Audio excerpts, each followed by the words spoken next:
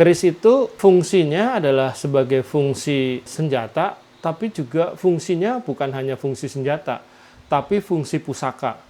Nah, pusaka itu juga ada fungsi-fungsi lain, fungsi-fungsi mengajarkan sesuatu kepada generasi-generasi berikutnya, meninggalkan sebuah ajaran kepada generasi-generasi berikutnya. Bersama channel Merawat Budaya Nusantara, sebagai bagian dari Bocah Alam Anak Zaman, kita berkegiatan utamanya adalah nguri-nguri alam. Salah satunya ada di pos Nyengkle ini, dan yang lain adalah nguri-nguri budaya melalui channel Merawat Budaya Nusantara. Bagi teman-teman, saudara-saudaraku semua yang ingin untuk berkegiatan nguri-nguri alam atau nguri-nguri budaya, mari kita sama-sama berkoordinasi dan bersinergi. Salam lestari, bersama kita bisa. Tekad itu hakku, kemalasan itu milikku.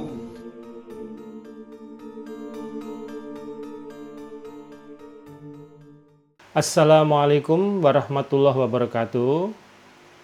Salam sejahtera, rahayu, sampurasun. Pada kesempatan kali ini, perkenalkanlah saya Hari Nugroho, terutama untuk saudara-saudaraku yang belum pernah berjumpa dengan kami. Kami dari channel Merawat Budaya Nusantara. Pada kesempatan-kesempatan sebelumnya, kami selalu membahas mengenai keris yang kita mulai dari Tanah Pasundan, artinya keris-keris dari Tanah Pasundan, dan kini sudah memasuki keris di tangguh-tangguh Jawa Tengah.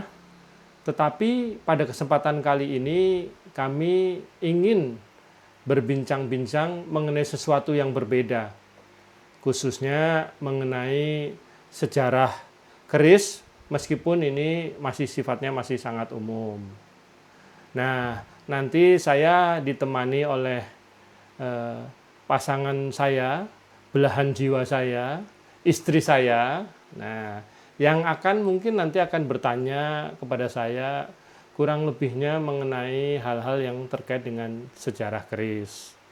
Nah, selanjutnya kepada istri saya persilahkan apabila ada hal-hal yang ingin ditanyakan terkait dengan sejarah keris tersebut. Baik, Kang Mas. Ini saya ingin sekali menanyakan, kenapa jarang sekali ya ada buku yang mengupas tentang sejarah keris? Ya, terima kasih atas pertanyaannya, Diajeng. Kalau kita lihat, di samping saya ini selain ada keris, kemudian juga ada pedang, dan juga ada golok, dan lain-lain. Tapi di depannya pun banyak sekali buku-buku nih, sebagian buku-buku koleksi yang terkait dengan keris yang saya punya. Tetapi dari buku-buku tersebut, umumnya buku-buku ini memang membahas keris dari berbagai macam rincikan, dari berbagai macam bentuk, dari berbagai macam hal-hal yang sifatnya itu mungkin bisa kita sebut sebagai budaya kerisnya sendiri gitu. Tapi jarang sekali ada buku-buku yang memang membahas mengenai sejarah keris. Nah, salah satu buku yang membahas mengenai sejarah keris ini adalah buku yang sampai ke judulnya juga sejarah keris. Ini buku yang ditulis oleh saudara Arif Saifuddin Huda. Nah, kenapa sampai jarang sekali buku membahas sejarah keris? Karena keris itu meskipun hidup di masyarakat, ada di masyarakat, tetapi mengenai keberadaan artefak, prasasti yang terkait dengan atau bukti-bukti primer, kalau kita bicara sejarah, di dalam sejarah itu sangat langka dijumpai. Seringkali misalnya di dalam temuan-temuan itu yang mungkin yang muncul bukan langsung kerisnya. Misalnya ada candi, di dalam reliefnya baru tergambar ada keris. Tapi itu pun misalnya candi-candi yang sudah era-era ke sini, seperti misalnya ada Candi Sukuh, kemudian juga di candi-candi lain, bahkan di Candi Borobudur juga ada begitu ya. Tetapi itu adalah era-era ke sini. Padahal keris itu keberadaannya itu pasti jauh dari era-era pembuatan candi dimaksud yang menggambarkan keris. Karena apa? Karena sampai keris itu sudah muncul di dalam sebuah relief, artinya keris itu pasti sudah berada di dalam kehidupan masyarakat di Nusantara pada waktu itu. Makanya kemudian bisa dimunculkan walaupun dalam bentuk-bentuk yang sederhana.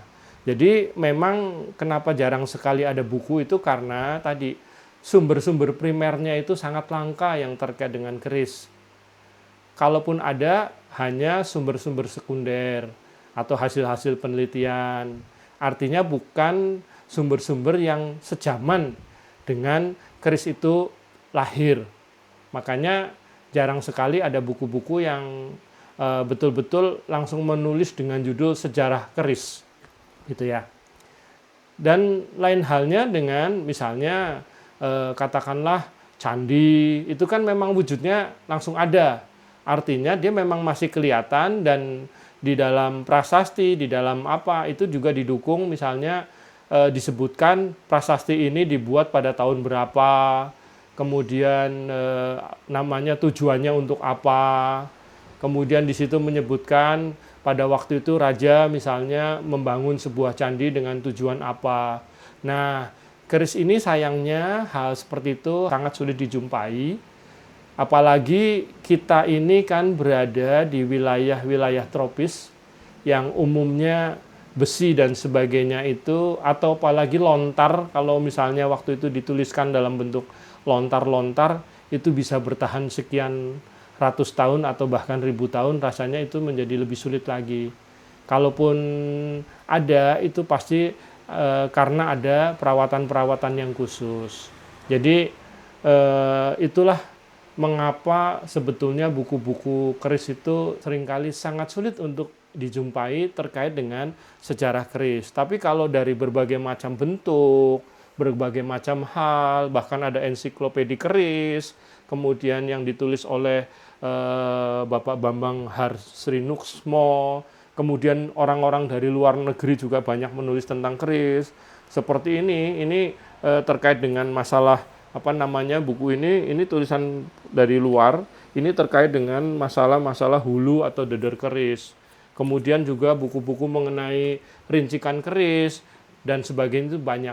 Mungkin itu yang kenapa sampai buku-buku terkait dengan sejarah keris itu cukup sulit dijumpai. Terima kasih Kang Mas. Ini saya mau tanya lagi, kira-kira kapan sih tepatnya keris sudah diketahui keberadaannya? Nah, kalau sejak kapan keris itu diketahui keberadaannya, ini memang sesuatu yang sifatnya cukup menimbulkan diskusi atau perdebatan, atau mungkin debatable lah begitu. Tetapi misalnya penulis-penulis Barat, bahkan orang-orang kita sendiri, itu ada yang meyakini bahwa keris itu dalam wujud yang sempurnanya itu baru muncul di abad-abad 15. Ada juga yang menyatakan keris itu kalau zamannya Mojopahit itu sifatnya orang mengenalnya masih keris-keris sajen yang bentuknya itu adalah sangat sederhana kayak pisau, tapi di atasnya pegangannya itu kayak stilisasi dari orang. Nah, tapi kalau berdasarkan berbagai macam sumber, ada sebuah prasasti namanya Prasasti Tukmas yang diperkirakan itu prasasti itu dibuat pada kira-kira abad ke-7, mungkin kurang lebih sekitar 650 tahun Masehi eranya itu dibuat, dan prasasti tersebut adanya itu di Tukmas itu adanya di Ngerabak, daerah Magelang, Jawa Tengah sana. Di mana di dalam prasasti itu jelas-jelas prasasti itu adalah prasasti penetapan simo atau sima atau daerah atau wilayah yang oleh raja pada waktu itu dibebaskan dari upeti atau pajak. Mungkin karena orang di daerah tersebut pada waktu itu berjasa, atau mereka bertugas untuk menjaga sesuatu, atau hal-hal lain, sehingga kemudian wilayah tersebut itu diberikan kebebasan untuk tidak membayar upeti atau pajak kepada kerajaan. Nah, itu namanya prasasti Tukmas. Mungkin nanti para pemirsa bisa melihat di berbagai macam media, termasuk mungkin melalui internet gitu ya, itu bisa dilihat mengenai apa itu prasasti Tukmas. Di sana di dalam prasasti tersebut itu jelas tergambar ada berbagai macam peralatan yang dijadikan katakanlah mungkin prasyarat atau persyaratan atau untuk saat pemberian sima itu kepada masyarakat daerah tersebut. Antara lain di situ ada wujudnya adalah berupa kendi. Itu gambarnya ada di dalam prasasti itu tergambar. Ada yang bentuknya itu kayak semacam kapak. Ada yang bentuknya itu semacam keris. Bahkan sudah pada waktu itu sudah disebut dengan namanya itu di dalam prasasti itu disebut namanya kres atau ya jadi bukan keris tapi kres. Nah, itu kan menggambarkan bahwa sejak tahun 650-an Masehi itu sudah ada keris. Makanya muncul di dalam sebuah prasasti. Kemudian juga kalau di candi-candi yang lebih kemudian, tapi abadnya itu lebih ke sini, itu misalnya di Candi Sukuh, itu ada gambar besalen atau tempat pembuatan keris, di mana di situ itu ada gambar Bima dan sebagainya, serta yang kayak yang untuk menyalakan api gitu, yang seperti bisa kita jumpai di peralatan-peralatan pembuatan keris atau di besalen yang bisa kita jumpai sekarang yang masih tradisional, itu bentuknya seperti itu. Tapi itu sudah abad-abad ke sini, Candi Sukuh. Jadi kemudian mungkin candi-candi lain itu banyaklah yang bisa kita lihat.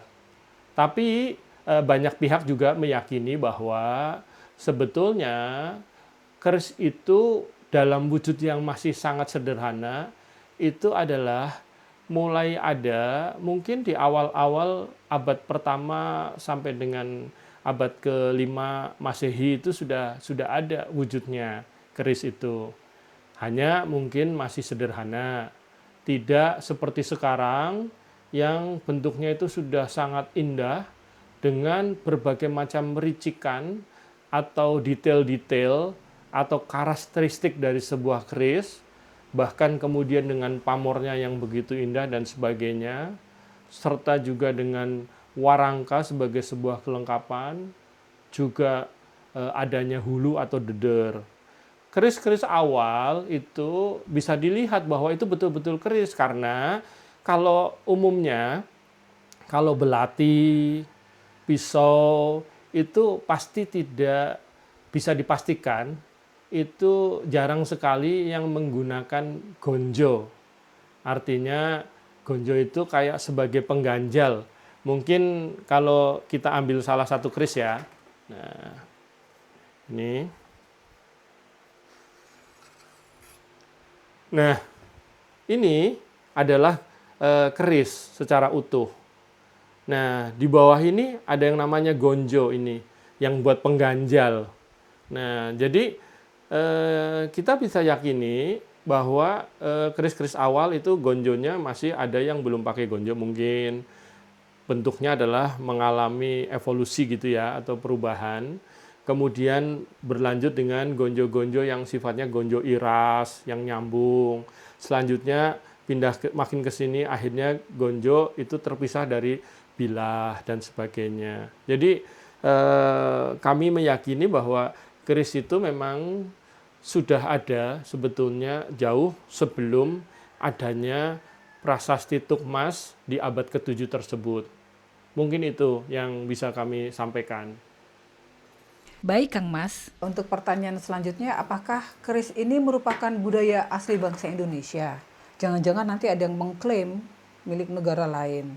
Begini Diajeng, kalau kita lihat dari berbagai macam bentuknya, dari riwayatnya, dari apa yang ada di dalam budaya kita, kami meyakini juga, dan itu didukung oleh berbagai macam sumber, termasuk sumber-sumber atau bahkan itu juga dari berbagai macam prasasti dan sebagainya tadi yang ada, itu keris sesungguhnya merupakan asli budaya Nusantara atau Indonesia lah sekarang mudahnya.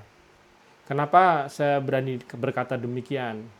Pertama, dari berbagai macam bentuk keris yang ada, itu rasanya kita sangat sulit menjumpai senjata tradisional dari berbagai macam suku bangsa di belahan dunia ini yang bentuknya itu seperti keris.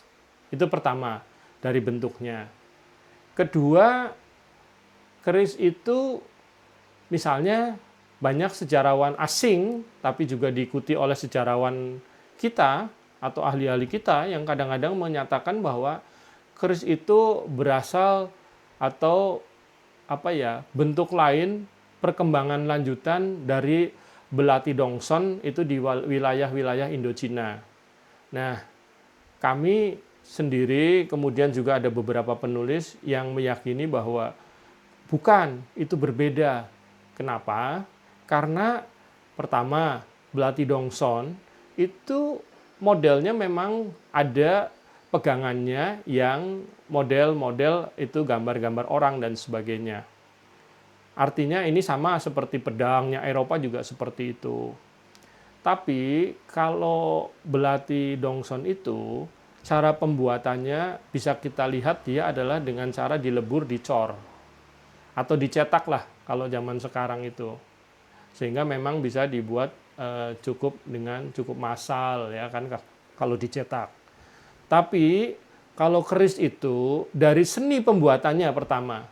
Dari seni pembuatannya itu murni seni-seni pembuatan yang modelnya adalah tempa dan dilipat. Ditempa jadi besi itu, besi, kemudian ada baja, kemudian ada pamor atau logam pamor.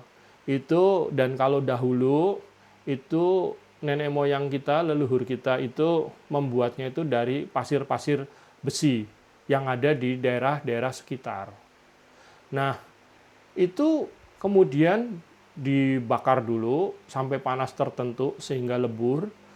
Kemudian bukan lebur lah, membara. Kalau masih pasir mungkin dileburkan dulu. Setelah itu, setelah jadi besi, kemudian jadi baja, kemudian ada bahan lain, itu kemudian dipanaskan, dipukul atau ditempa, kemudian dilipat, dipukul lagi, ditempa, dilipat. Itu bisa dilihat di teknik-teknik pembuatan keris yang masih bisa kita jumpai di para empu-empu baik di tanah Jawa kalau sekarang itu.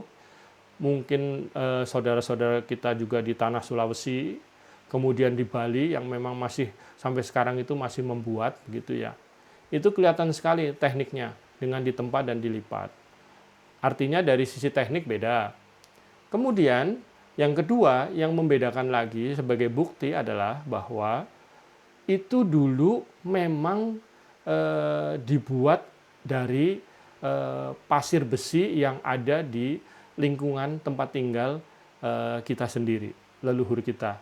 Karena apa? Karena jadi dulu itu kalau kita lihat leluhur-leluhur kita itu banyak tinggal di wilayah-wilayah yang memang mempunyai pasir-pasir besi tersebut. Dan sampai sekarang seringkali ada bekas-bekasnya. Itu bisa dijumpai mulai dari Jawa Barat kalau di Jawa sampai dengan Jawa Timur. Kalau di Jawa Barat itu terkenal dengan misalnya kalau ada daerah yang disebut kandang besi gitu ya. Artinya kandang atau tempatnya besi. itu bisa dijumpai. Kemudian di daerah Jawa itu misalnya di daerah Cilacap, di daerah Kebumen dan seterusnya itu selatan itu juga banyak dijumpai. Jadi memang kalau dari aspek-aspek seperti itu saja itu sudah bisa dipastikan bahwa keris ini semacam intuisi, inovasi asli leluhur Nusantara atau leluhur bangsa Indonesia yang kemudian itu kayak semacam menyambut dari goresan-goresan alam sehingga kemudian itu bisa tertangkap karena mungkin kebersihan jiwa, mungkin karena kebeningan hati, itu bisa menangkap itu semua sehingga kemudian jadilah wujud keris dengan teknik yang memang dimiliki oleh leluhur kita sendiri. Dan itu kan bukan cerita yang aneh kalau misalnya ada orang yang bisa menangkap itu tadi, mungkin bahasanya goresan-goresan alam, atau mungkin ya apa ya namanya, yang turun dari alam itu. Contoh, bagaimana orang dahulu itu di India itu bisa menulis kisah mengenai Ramayana dan Mahabharata yang sedemikian rapihnya, sedemikian ini itu pasti nulisnya mengalir kalau dan enggak kemudian tulisan itu yang bingung di tengah sehingga tokohnya itu yang tadinya A itu karakternya tiba-tiba jadi B, nanti tiba-tiba jadi C dan sebagainya. Jadi itulah salah satu wujud dari yang namanya orang memiliki intuisi atau inovasi tapi dia menangkap apa yang dari alam. Dan itu kalau kita dengar cerita-cerita lain, bagaimana katakanlah mungkin para orang-orang dahulu, khususnya di lingkungan orang-orang Muslim, misalnya itu katakanlah seperti Syekh Al-Ghazali, itu menulis sekian buku dalam waktu pendek, kemudian orang lain lagi itu misalnya katakanlah banyak sekali penulis-penulis dulu itu menulis sekian ratus jilid buku dengan masing-masing jilidnya ratusan atau bahkan ribuan halaman, tapi hanya dalam waktu misalnya 10 tahun. Itu kalau nggak nulisnya otomatis, artinya kalau dia harus baca dulu, kemudian dia menuangkannya dalam sebuah tulisan, rasanya waktunya akan lebih panjang. Tapi itu lebih karena memang dasarnya belajar. Tapi kemudian didukung dengan sebuah kebeningan hati, sehingga dia bisa menangkap apa yang goresan-goresan alam itu ke dalam sebuah tulisan. Jadi nggak berarti itu manusia kadang-kadang juga asalnya dari coba-coba membuatnya dan sebagainya. Tapi betul-betul itu bisa dikatakan keris itu betul-betul murni, asli, inovasi dari leluhur-leluhur bangsa Indonesia atau leluhur-leluhur Nusantara yang karena kebeningan hatinya, karena keluhuran budinya itu mampu menangkap goresan-goresan alam. Dan kita sebagai penerusnya ya, kalau kita memang mau melakukan itu bisa banyak hal itu bisa kita tangkap dengan cara seperti itu.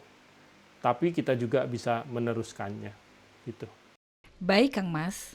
Ini ada lagi pertanyaan, mengapa terdapat keris lurus dan keris luk? Padahal pada umumnya kalau kita bicara tentang senjata seperti pedang dan golok, itu tuh bentuknya lurus.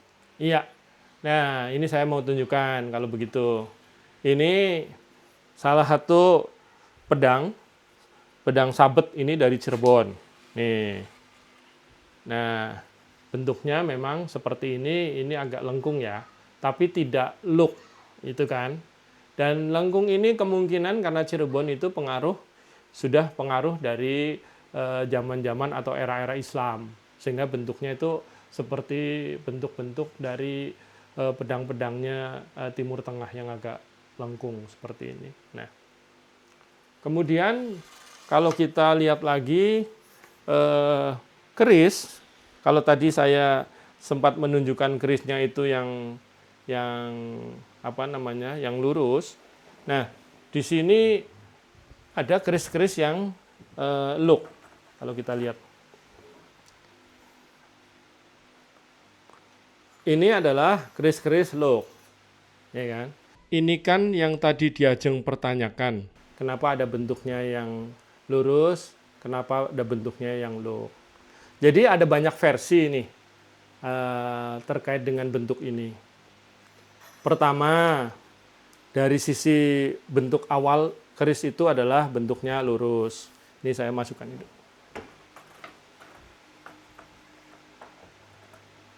Keris lurus itu kemungkinan besar adalah pengaruh dari umumnya senjata itu yang mudah itu kan untuk digunakan, awalnya itu motong dan sebagainya itu pasti yang lurus. Karena tadi perkembangan dari waktu ke waktu itu senjata itu kan digunakan tadi untuk berburu, untuk memasak ya, pada waktu zaman dahulu sekali gitu. Sehingga paling mudah itu adalah lurus.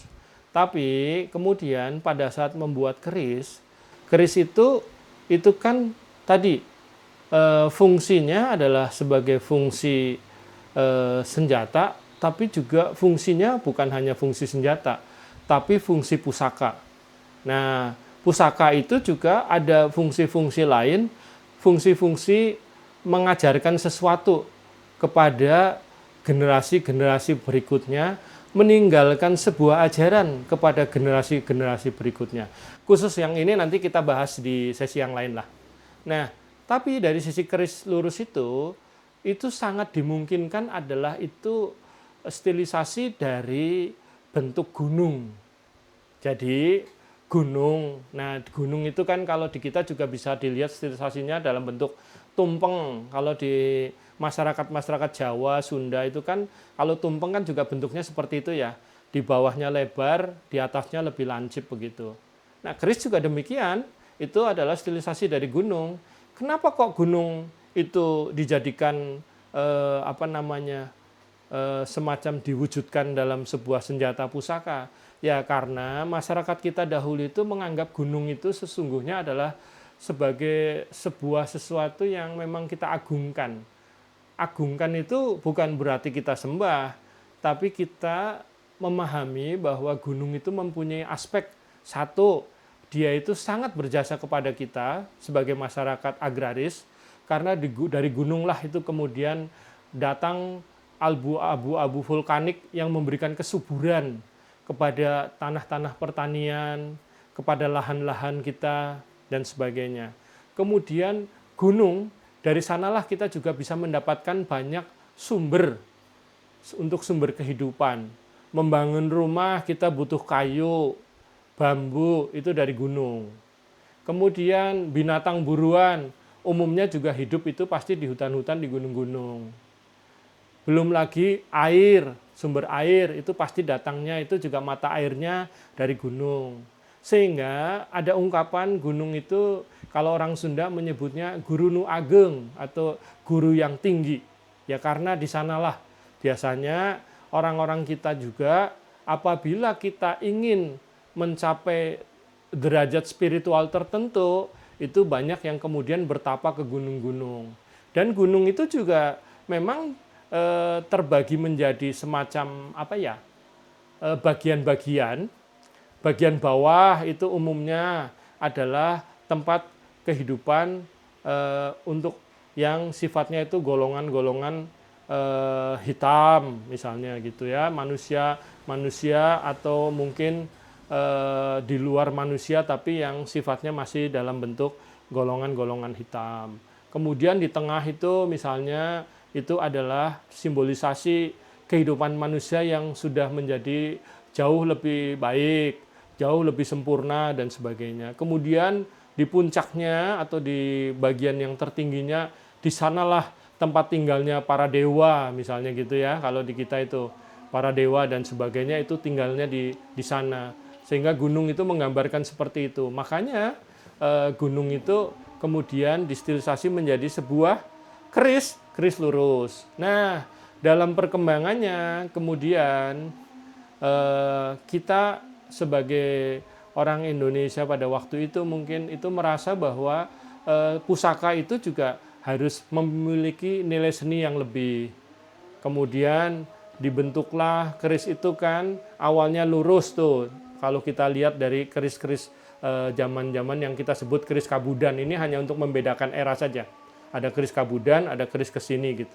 Di luar Kabudan. Kabudan umumnya itu betok yang bentuknya memang masih kayak gunung gitu. Lebar, pendek.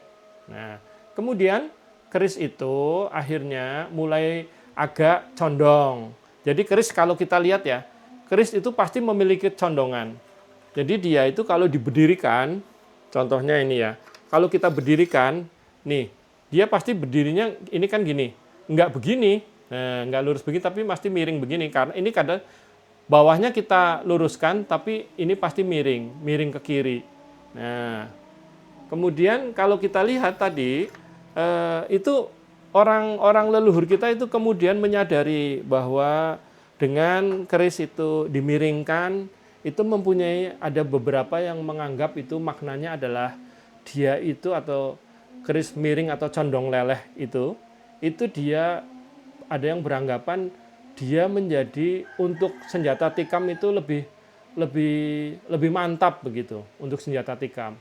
Tapi kemudian ajaran di dalamnya juga mengandung, oh iya, kita itu harus tunduk kepada Tuhan karena dia ke atas gitu ya. Untuk yang bahasan ini nanti kita bisa bahas lebih lanjut lah.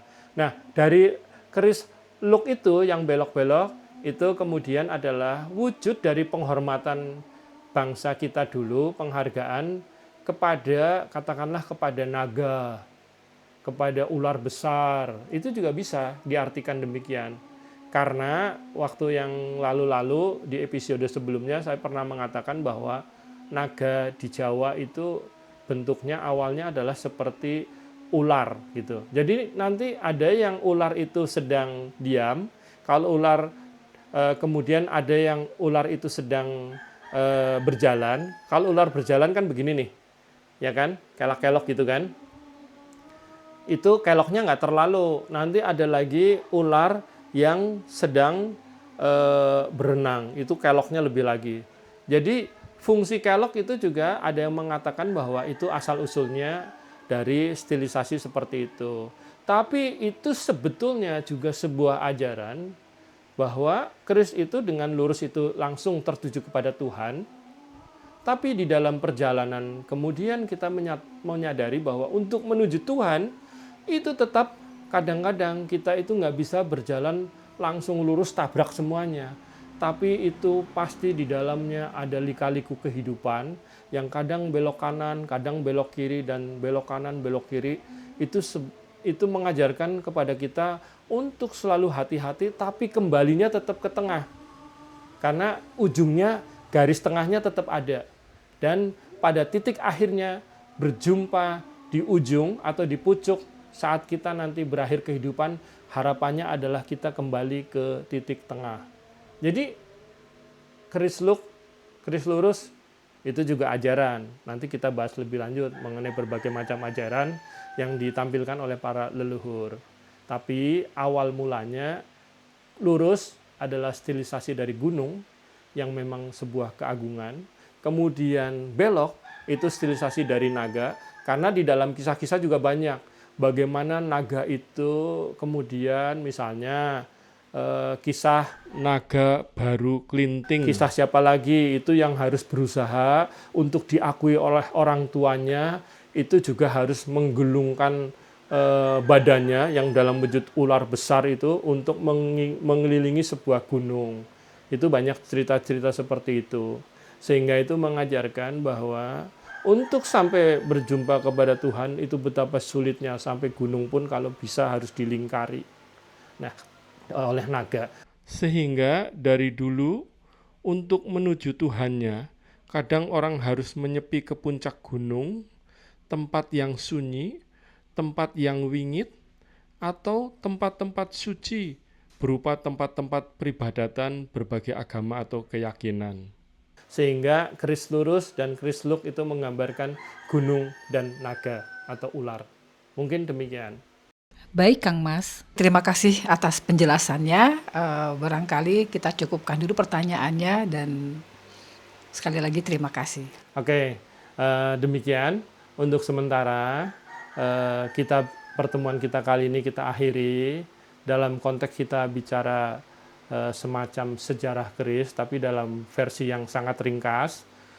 Ini semata-mata kami maksudkan bukan untuk kita berdebat dengan siapapun, karena kami juga pemahamannya sangat terbatas, tapi semata-mata meyakinkan kita bahwa kita sebagai orang atau bangsa asli Indonesia, kita harus yakin bahwa leluhur kita itu dulu juga memiliki intuisi dan mampu menangkap goresan-goresan alam, sehingga akhirnya kita memiliki sesuatu yang menjadi kekhasan kita dalam konteks senjata pusaka tradisional. Nah, jadi buat kita-kita yang generasi-generasi sekarang dengan zaman yang berbeda, artinya kalau kita belajar dengan sungguh-sungguh, bermohon dengan sungguh-sungguh, kemudian kita juga membersihkan hati, membeningkan jiwa, yakinlah bahwa goresan-goresan alam itu juga bisa sampai kepada diri kita menjadi sebuah intuisi atau inovasi yang akan meyakinkan kita bahwa pada akhirnya negeri ini pasti akan mencapai kemajuannya. Itu saja. Jadi tidak ada maksud lain, hanya memberikan kesan dan pesan terkait dengan hal tersebut. Dan sebagai tambahan terkait Candi Sukuh, terdapat hal yang luar biasa terkait proses kelahiran manusia. Di Candi Sukuh yang dibangun pada pertengahan abad 15, di mana pada reliefnya menggambarkan proses kelahiran dan kehidupan termasuk fase bayi dalam kandungan saat sebelum dilahirkan yang posisinya mirip dengan kedokteran modern. Relief ini yang dikenal juga sebagai relief Kalamarga, terletak di depan candi utama dan menampilkan gambar gua garba sebagai rahim wanita yang berisi simbolisasi, dan juga relief lain yang berisi posisi bayi dalam janin. Bayangkan saja, pada pertengahan abad 15 pun leluhur kita sudah memiliki pengetahuan yang luar biasa, layaknya ada teknologi USG untuk ibu-ibu yang akan melahirkan di zaman modern. Jadi, kemajuan adalah sesuatu yang mutlak bisa kita capai sekarang, dan itu sudah dicontohkan oleh leluhur dahulu, tinggal bagaimana kita menyambutnya. Sebelum kami tutup, kepada saudara-saudaraku semua yang menonton, memperhatikan, apabila ingin mengkoreksi kami terima dengan senang hati. Apabila ada yang ingin berdiskusi, kami juga terima dengan senang hati.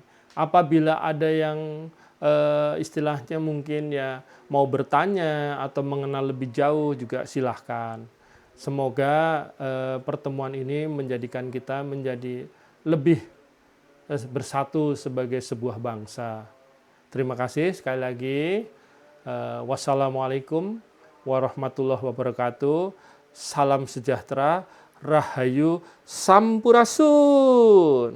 Khusus untuk penjelasan yel-yel tadi, sebagai yel-yelnya bocah alam anak zaman, salam lestari itu artinya adalah kita berharap agar alam ini, khususnya jagat Kang Gumelar itu bisa menjadi lestari. Menjadi lestari karena kita semua beraktivitas di atasnya.